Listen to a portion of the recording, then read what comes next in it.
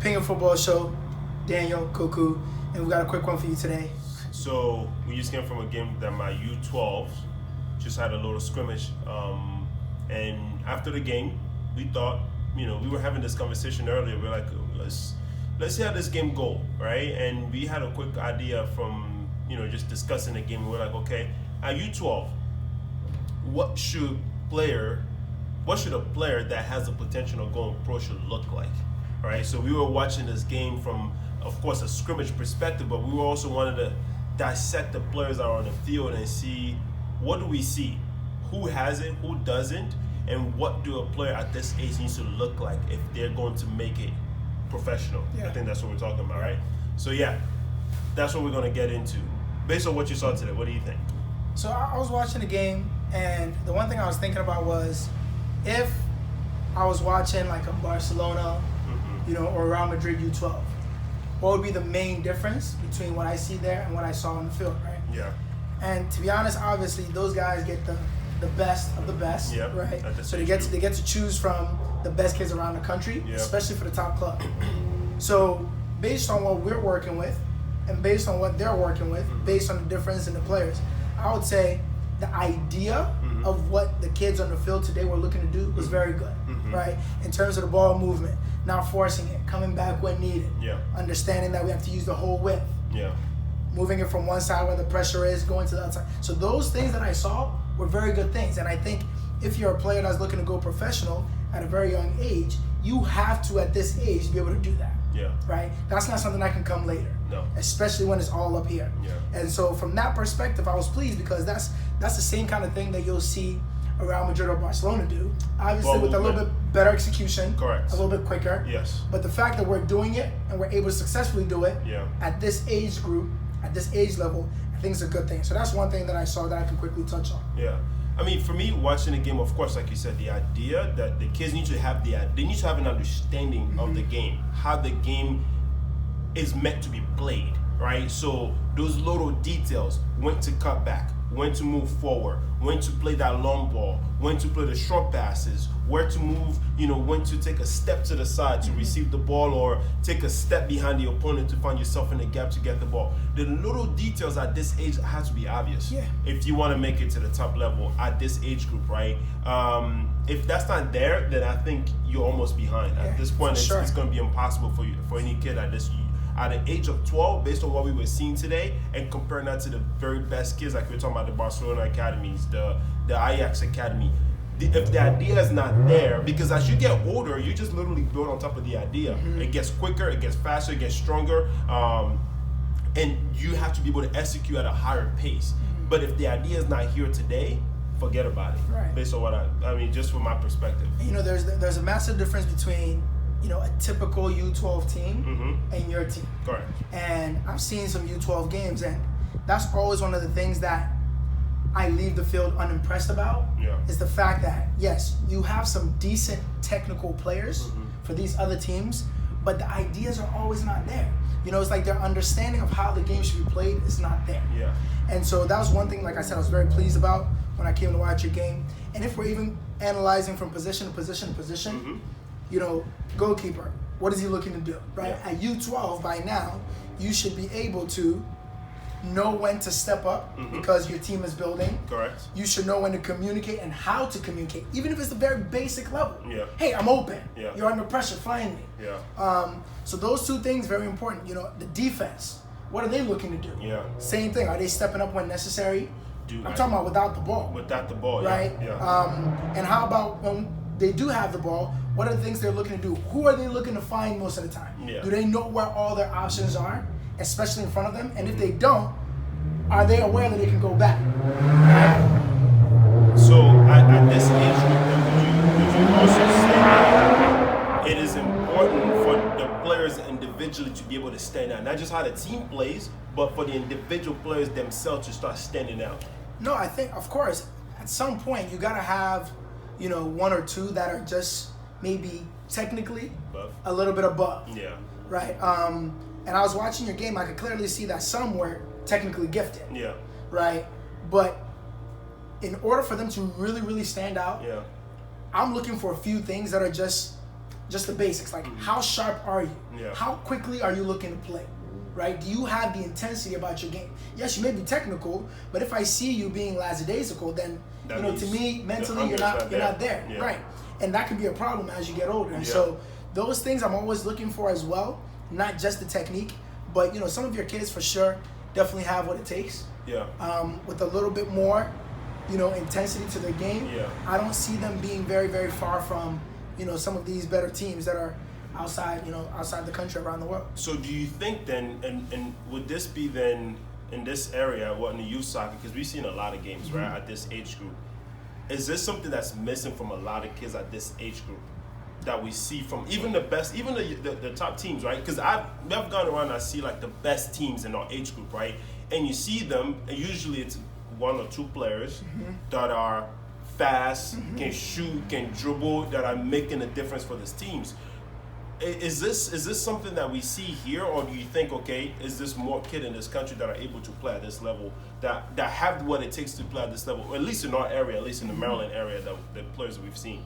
And that's always a tough one, because some of these clubs, once again, the player selection that they can choose from is much bigger, right? So when you have that type of pool, yet I don't see the quality in your game, to me that's a problem. I think that's where the issues coming in, where you see a lot of teams with good players, but no idea what they're doing on the field. Like, it's so reliant on one individual or two individual players to be able to do everything. And I think that especially scoring the goals, right? Yeah. Now, if you rely on your center midfielder to get on the ball and switch the point of attack, that's fine. That's what all the top clubs team, right? That's what top clubs do. They have a center midfielder, or hopefully they have a center midfielder that most of the play goes through, and that's fine. But if you're relying on this one forward to get the ball from the midfield, dribble everybody and go score, then you're not on the right track. So by this age, at U-12, so we were just pretty much dissecting the game today. At this age, if a kid or you're a coach out there, I think to do players, I guess to help the players to be able to start moving on to the next level, if they're ever going to become a top level player, the idea must be there. They have to fully understand the game. Like, they need to know what soccer is about. When they step on the field, what is this game about? What is my positions about? How my teammates around me, what is their positions about? How do they play according to me, and how do I play according to them? And then do I have an idea how the team is supposed to function as a whole, so then I'm participating into that movement, into that idea in a way that it benefit the team, not necessarily hurt the team. Right. I mean, that's my perspective on that. That's what I think at U-12 by this age, based on what we saw today. And I think even when I watch videos online of Barcelona U-12s and the Madrid U-12s and the Ajax and Arsenal, you could see the idea. These are some of the top kids in the whole entire world, right? You could see the idea is there. The execution is what separates them from us and the kids that we currently have that we just watched it, at least from my U-12 teams, is that they execute at a so much faster, higher level pace than we are able to do. They're more technical. Yeah. And that's understandable. Yeah. But if the idea is there for us, the technique, they can continue to work on it. They can continue to work on the technique. At home, whenever. But the idea needs to be there. And I think there's always one or two things that a player must be able to do, and it builds off of the idea. Yeah. Right? You have to know where your options are all the time. All the time. All the time. At this age level, if you don't know where your options are, that's a problem. That's a problem. That's a massive problem. Right? So knowing, okay, I can turn, I can go back. Oh, I'm on the sideline, the midfield is open, to my right is open, that's where I should look to play. Right? Or if I want to take this player on, you know what? Let me take them into the space that's provided for me on the wing. So just knowing where your options are, knowing where the space is, I think is very, very important, especially at this age level. So, if you're watching your son or daughter play at this age level and you're trying to assess, is my daughter, is my son developing at the right rate? Do they understand what they're doing? Those are some of the things you can look for, right? Is my son always giving the ball away? Does he know where they should play? Does he understand their position, right? So that's even at the individual player level. Correct. Once you can see that your son is connecting passes and doing some of these things, now you can look as a team, okay, can the team also move the ball? Does everybody else on the team know where the ball is supposed to go? And how are we creating chances? Are we relying on just one player? Or as a team, we understand the flow of the game. We understand the movement. Can we actually move the ball and create chances together? So real quick, I just want you to give 3 main things that you would give to anyone that's watching this and that say, hey, I have my kid, a daughter or son, is 12 years old right now. We think that kid is a good player, and we think they're going to become a professional. Can you give 3 main things they should look for to determine whether they have it? And if they don't, or they're close enough to it, 3 things they can do. So that's 6 in total. But 3, okay, do they have it? These are the things they should be looking for while evaluating their kid. And then the 3 things they should do to be able to elevate that game to that next level. So then they actually start looking like a kid that can make it at the highest level of the game. Right. So just in general, I guess, not really dependent on your position. Regardless of where you're playing on the field, like we said, you've got to know where your options are. You got to have a good understanding of the game to know where you can always find a teammate. Correct. Right? So that's going to help you keep the ball. Right? So understanding where your teammates are, which in turn helps you keep the ball, are 2 very, very important things that you should be looking for at this age level. Okay. Right? The third, I would say, would be more intensity to your game. Yeah. Right? So I'm saying technique is already there. So now you're looking to see, do you always see your options? Can you execute? Yeah. Right? And then do you have the intensity to your game? Yeah. Those are 3 big things that I think if you have at this age level, you're on the right track to really develop into a good player. So those are the things that you look for. So are those also the same 3 things that they should? So then if you don't have these 3 things, and you're trying to figure out what I should work on, what they should do, then hey, you should be watching the soccer game on TV constantly to understand how the game should be played. Right?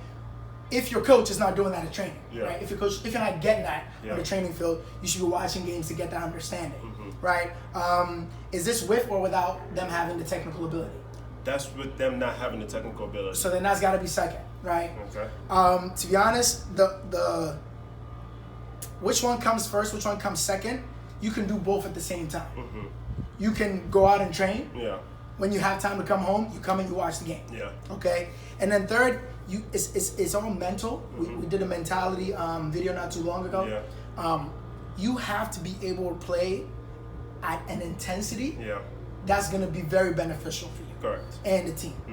Because if you can execute and you know where your options are, but you play too slow, or you don't have the intensity to defend, that's not helping anybody.